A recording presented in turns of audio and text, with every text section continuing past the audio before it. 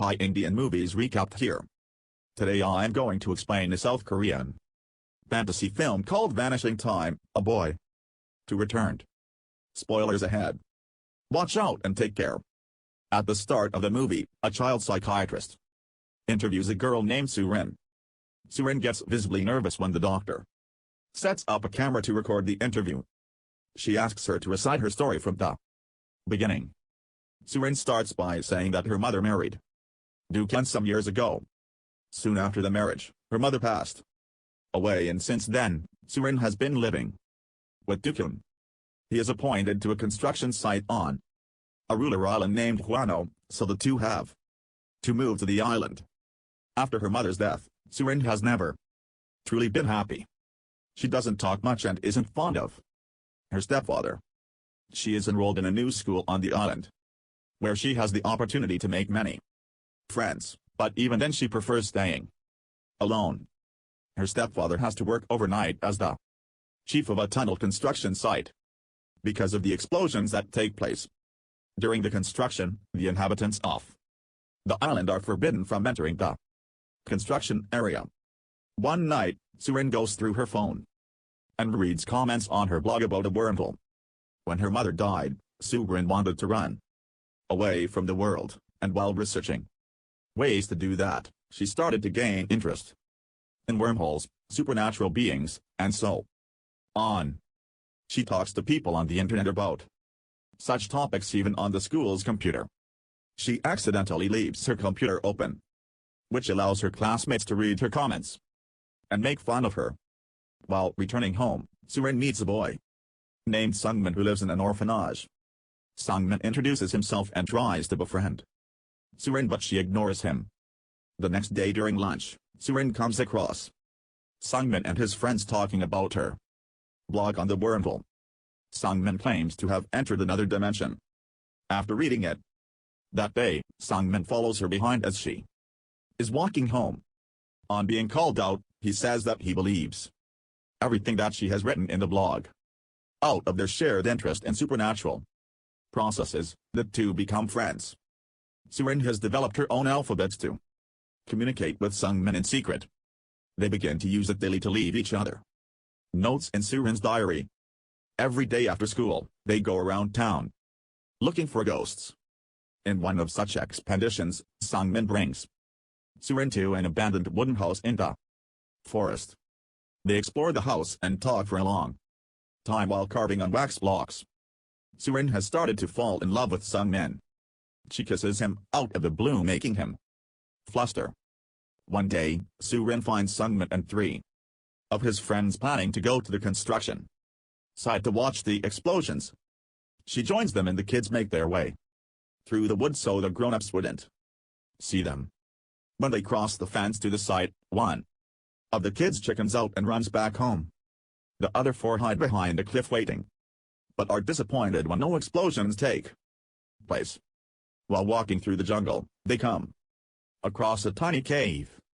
They decide to explore it and go inside one after another.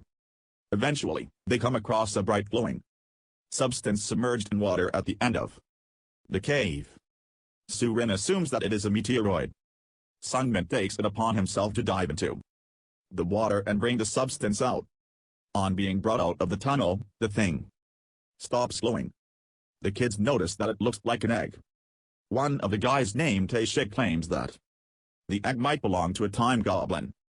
His grandfather had once told him that on full moon nights, a cave appears in the mountains where the time goblin lives. Whoever goes into the cave will come out as an older person. The other kids do not believe him since they didn't age. Surin discovers that her hairpin, which was a gift from her mother, is missing. She goes back into the cave to look for it. As the guys guard the egg, she finds her pin but also notices that the glowing egg is back in the water. Confused, she comes out to see that the egg has broken and her friends are missing. She looks for them all around the jungle till it gets dark. She is eventually lost in the woods and has to stay the night. The following day a police force looks for the kids in the woods. Detective Ann is made the head of the investigation. Soon, the police find Surin unconscious in the woods. Fortunately, she is alive and well. In the hospital, the detective asks her what happened to the other guys and she tells him everything about the cave and the glowing egg. The detective and the adults do not believe her story. She even takes them to the jungle to show them the cave but cannot find it. It is almost as if it disappeared after the full moon night. Then, the detective is informed that the corpse of one of the missing boys, Jae-wook, has been found underground on a beach 20 km away from the town. It is revealed that the cause of his death was an asthma attack, since someone had to bury him underground. The case turns from missing person to kidnapping. Weeks pass after the incident but the other two boys are not found. Without Sung-min, Surin turns into her older, introverted self. She, too, is as confused as everyone but no one believes her when she says the truth. One day, she hears a noise from outside her house. On checking, she sees a man running to the woods. She follows him behind and enters deep into the forest. Some minutes into running, she falls to the ground and the man also stops. He approaches her and looks at her in fascination. As Surin freezes in shock, the man speaks for the first time and claims that he is Sung-min. On hearing his name, Surin comes out of her shocked state and runs away crying. She ends up in front of Yukin's car and hastily tells him about the man. The police are informed about the incident, and they start searching the woods to look for the man, assuming that he is the kidnapper. Detective Ann asks Surin about the man and she reveals that he was pretending to be Sung-min. The policemen do not find the kidnapper but they get their hands on Surin's diary that she and Sung-min used to leave notes for each other. On seeing the pages, she is surprised because they are filled with Sung-min's notes. Using their code language, he has written about everything that happened after she went into the cave to get her hairpin. The guys get curious about what is inside the egg, so Sung-min breaks it on the ground without waiting for Surin. To their disappointment, it turns out to be empty. When Surin doesn't return for a while, Sung-min goes inside the cave and sees that she has frozen in her place. He tries to talk to her and move her but she doesn't respond. Moments later, he notices a drop of water levitating midair. He comes out of the cave and looks upwards to see the birds have also frozen in the air. The boys go to the town and see that everyone, including their families, have paused. This makes them realize that time has frozen for everyone except the three of them, meaning that they can do anything they want. For the first few days, they are on top of the world. They eat and drink whatever they like, sleep whenever they want to, and play around the entire day. After a month or so, they get bored so they decide to leave the island and go to another city to see if they are actually the only people on the earth who can move. However, their plan is spoiled when they realize that the water in the ocean has also stopped flowing, which means that the boat will sink. Back in the present, Surin registers that the man who approached her in the woods was, in fact, Sung-min. She stops reading as now getting the police away from him is her first priority. If they find him, they will surely arrest him for being the kidnapper, so she claims to have lied about seeing anyone in the jungle. The police believe her and she continues reading the journal. Many months later, the guys start to live inside a tent in the mall. Jae-wook's health gets worse by the day because he has asthma and his inhaler stops working. One night, he suffocates and slowly passes away in front of his friends. Sung-min and Tae-shik are devastated. With a heavy heart, they bury their friend's corpse under the ground on a nearby beach. After dying, Jae-wook's body also pauses like the others. 5 years pass but the world remains the same. The guys have now grown into teenagers. Although they have been living in isolation for so many years, they still hope that someday the world will go back to normal. Sung-min believes that when they turn 20, their time will resume. They steal a little bit of money from everyone to be rich when that happens. However, even when they turn 20, nothing changes. They slowly begin to lose hope and start to live in the wooden house in the jungle. One day, the isolation gets the best of Sung-min. He screams and yells for it all to stop. Tae-shik witnesses this from afar and loses all hope. Some days later, Sung-min notices that the moon's shape is changing, meaning that the world is about to be resumed. He goes looking for Tae-shik but doesn't find him anywhere. He searches for him throughout the island, and eventually reaches the last cliff. There, he discovers Tae-shik's clothes on the ground and registers that his friend has jumped into the water to commit suicide.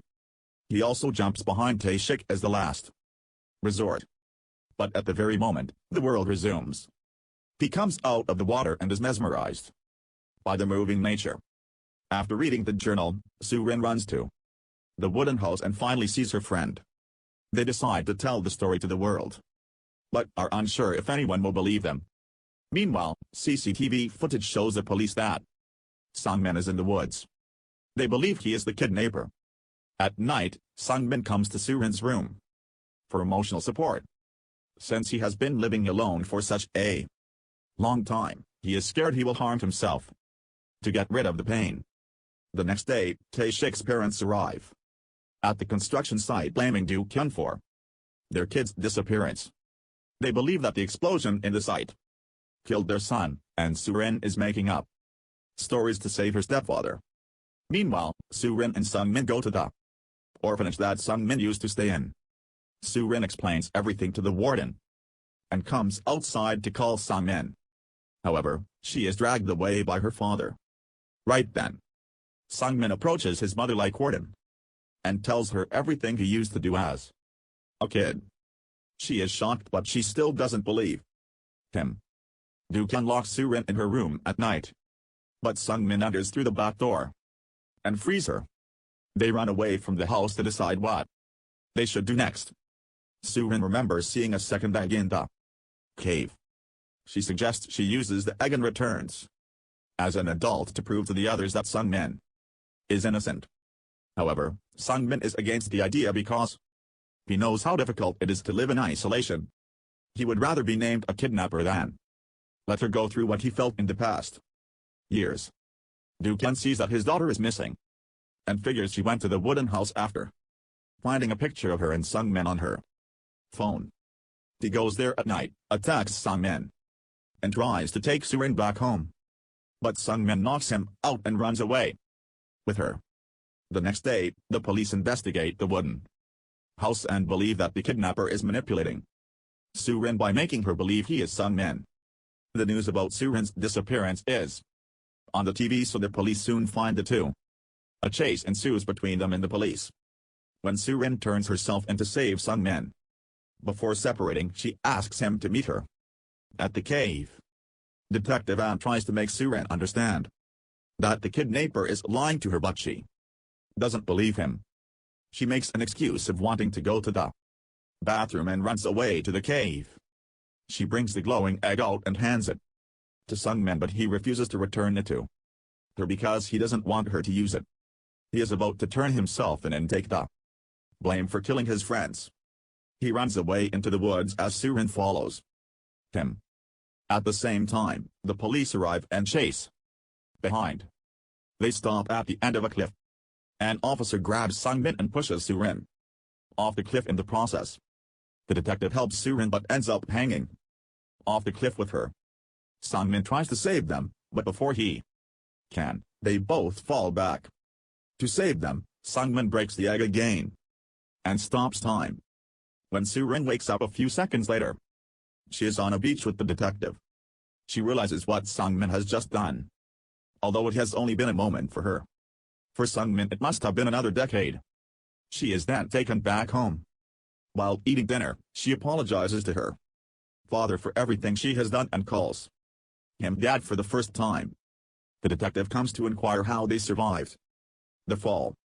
Soo-rin doesn't answer, but he figures out that she was telling the truth this entire time.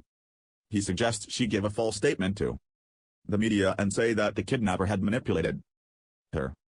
This way, the people who are accusing her of killing her friends along with the kidnapper will be proved wrong. Soo-rin is finally done telling her story to the psychiatrist. She is left stunned after listening to it. and wants to write the book on it. Some months later, Surin is moving to a different city for high school. Before leaving, she meets the psychiatrist, who gives her the book which has now been published. On her way to the ferry, Surin sees Sang-min through her car window and runs to meet him, but finds no one. But some time later, the two meet on the deck. The movie ends as they stare at each other. Subscribe for more videos like this, turn on the notification, and leave a like to help the channel out.